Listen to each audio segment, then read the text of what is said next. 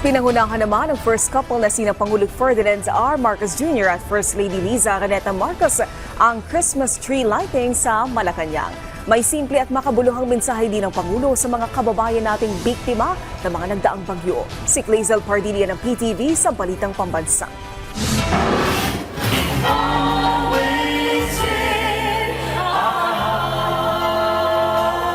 Higante at puno ng palamuti na Christmas tree na ito sa Malacanang, muling pinailawan at nagbigay kasiyahan.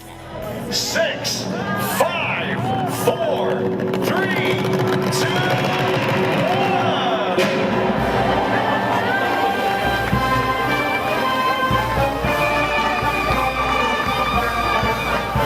Mismong si Pangulong Ferdinand R. Marcos Jr.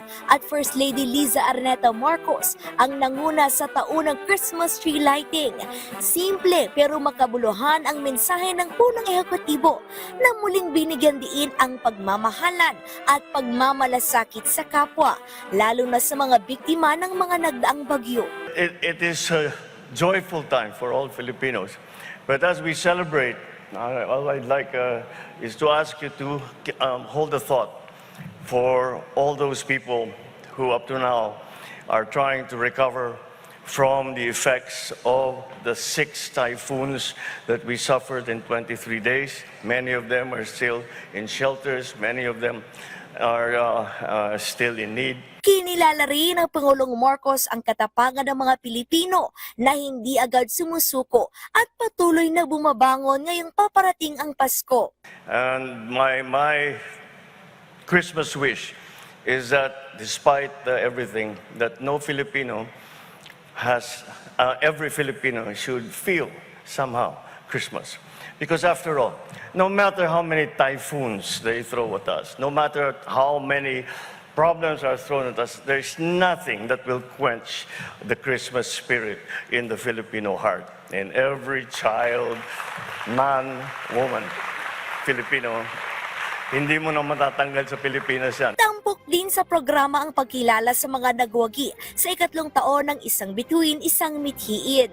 Ito ay ang nationwide lantern making contest sa iba't ibang state colleges and universities sa bansa na layong bigyang pugay ang talento ng mga Pilipino sa paglikha ng mga parol.